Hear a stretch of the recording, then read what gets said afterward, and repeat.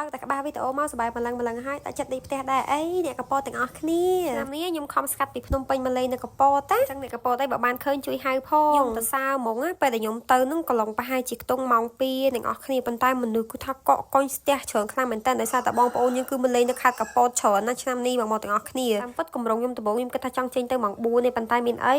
ម៉ោង2ម៉ោង1មិនតាន់អ្នកនរគ្នាអើយនិយាយថាធ្វើខ្លួនឲ្យម៉ោង2ដល់កប៉ោតែម្ដងអីដែលខ្ញុំអត់នឹកស្មានណាអ្នកនរគ្នាខ្ញុំខំធ្វើខ្លួនចេញពីផ្ទះមកឡើងត្រឹមត្រូវណាប៉ុន្តែខ្ញុំគិតថាអញ្ចឹងមកដំបូងគិតថាអាចថាយើងសើមនៅកន្លែងមុខមូត្រេនហ្នឹងឯងប៉ុន្តែមានអីសើមតាំងពីតាមផ្លូវចេញពីភូមិមកអ្នកនរគ្នាក្មេងៗអីគឺលេងខ្លាំងមែនតើដល់កន្លែងនេះវិញគឺខ្ញុំភ្ញាក់បងបរទេសនេះខ្លាំងមែនតើអ្នកនរគ្នាឃើញគាត់ដើរទៅមិញណាចាំមើលដល់គាត់លើកមកថងមកចាក់ខ្ញុំប្រាវហ្មងខ្ញុំអត់បានត្រៀមខ្លួនឲ្យទាំងអស់ខ្ញុំអត់ចាប់អារម្មណ៍ថាគាត់មកលេងទឹកមួយខ្ញុំឯងអ្នកនរគ្នាខ្ញុំនេះដំបូងគឺថាឡើងភ្ញាក់ហ្មងពួកខ្ញុំអត់ចាប់អារម្មណ៍ថាគាត់មកលេងមួយយើងអ្នកនរគ្នាលើពីថាគាត់ដើរទៅធម្មតាអញ្ចឹងខ្ញុំចេះតែបាញ់លេងទៅមានអីគាត់មកចាក់ប្រាវមកថងយកហ្មងនេះគ្រាន់តែជាការបើកក្បាលឆាកដំបូងឯងចាំមើលចូលដល់6ត្រេនតិចទៀតគឺថាសិតតែអ្នកប្រយុទ្ធតែម្ដងគឺមើលតែបងសម្បត្តិកិច្ចយើងទៅគឺថាគេប៉ាតគាត់ឡើងមុខសស្គូអស់ហើយបានមកដល់6ត្រេននេះបងទាំងអស់គ្នានៅកន្លែងនេះឥឡូវគេចាប់ដើមចូលទៅលេងទឹកណាដោយសារតែកន្លែងនេះគេមានបាញ់ឡានទឹកអញ្ចឹងទៅគឺមនុស្សម្នាគឺបុកទៅនឹងច្រើនខ្លាំងមែនតើនេះមកមិនទាន់បានឥឡូវមកថ្ពណ៌សស្គូអស់ហើយដំបូងមុខ make up អីឡងត្រឹមត្រូវហ្មងដល់ពេលឥឡូវមើលគ្មានយល់ទាំងអស់គ្នាអើយខ្ញុំក៏បានចាប់ដើមដូរកាភ្លើងចេញដែរដោយសារតែកាភ្លើងធំនោះវាបាញ់មិនសូវចេញទេបាញ់អត់តន់គេមកទាំងអស់គ្នាដូរយុទ្ធនាការមកបាញ់កាភ្លើងតូចម្ដងហើយនេះមនុស្សម្នាគឺចាប់ដើមមកណាបានបដូរទីតាំងមកឈរនៅលើ6ត្រេននេះដែរព្រោះបើសិនជាអត់ឈរនៅហ្នឹងទេគឺថានៅក្រោមនេះគេប៉ាតគ្មានកិច្ចរួចទេបងទាំងអស់គ្នាអញ្ចឹងមានតែនៅលើទេមើលឃើញច្បាស់ឈរនឹងមកចំឆាក concert គេទៀតអញ្ចឹងទេទ្រាំបានលឺភ្លេងក៏ដាក់មកបត់ទៅ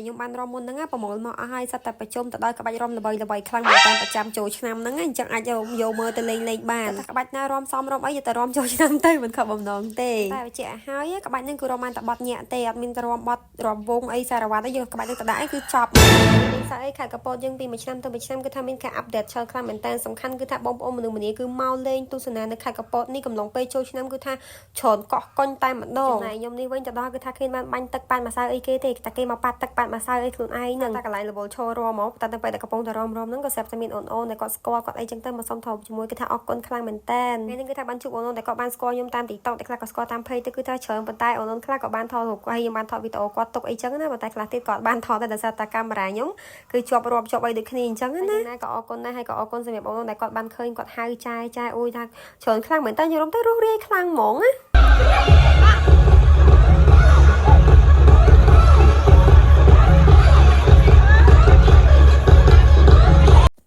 បន្ទាប់ពីអីអស់ចិត្តហើយលើនេះគឺថាមកសុំគេប៉ាត់ម្សៅម្ដងឥឡូវជារួមសរុបមកវិញខ្ញុំសុំរ៉េតឲ្យកំពតតែនៅថ្ងៃទី1ដែលខ្ញុំបានទៅនេះគឺ8លើ10តែម្ដងចាគឺថាសប្បាយកប់សម្រាប់អ្នកគាត់ដេកផ្ទះអត់បានមកលេងសង្ក្រាននៅកំពតអីហ្នឹងអាចមើលវីដេអូនេះបានថាគេសប្បាយប៉ុណ្ណាអញ្ចឹងណាអញ្ចឹងសល់មួយថ្ងៃទៀតថ្ងៃនេះគឺជាថ្ងៃចុងក្រោយថ្ងៃទី3ហើយបើសិនជាចង់ផ្លាស់ប្ដូរចិត្តអីគឺអាចមកតន់ទេណាចាឆ្នាំមានម្ដងហើយមានតែ3ថ្ងៃអញ្ចឹងមិនគួរឲ្យរំលងទេមកលេងជាមួយគេជាមួយឯងមកថ្ងៃទី3នេះគឺជាថ្ងៃចុងក្រោយអញ្ចឹងគឺកាន់តែពិសេសហើយថ្ងៃនោះដូចជាលឺថាមានបងទេបព្រឹកគាត់មកដែរអញ្ចឹងបើនៅគេហ្វេតមកទៅព្រឹកអីមកលឿនមកឥឡូវកុំឲ្យតែថាឃើញមុខខ្ញុំច្រើនពេកនេះខ្ញុំអត់មកមើលមុខបងរ៉េងហ្គោម្ដងថ្ងៃនេះបងរ៉េងហ្គោក៏គាត់បានមកកពតដែរឥឡូវមើលបងរ៉េងហ្គោតាន់តិចបាននេះមកមើលមុខអូនស្រីស្អាតវិញកំពុងតែឈរគាត់មកសុំថតតែបងទាំងអស់គ្នាឲ្យឡើងខ្ជូតែម្ដងឥឡូវបន្ទាប់ពីលេងទឹកអស់កាឡាងថតជាមួយនឹងអូនរួចហើយឥឡូវនេះគឺខ្ញុំបានបដូរបរិយាកាសមកអង្គុយញ៉ាំអីនៅមាត់ព្រែកម្ដងអ្នកនរគ្នាទីតាំងនោះស្រូរ៉ូទេគឺនៅជិតស្ពានប្រទេសភ្លើងនឹងឯង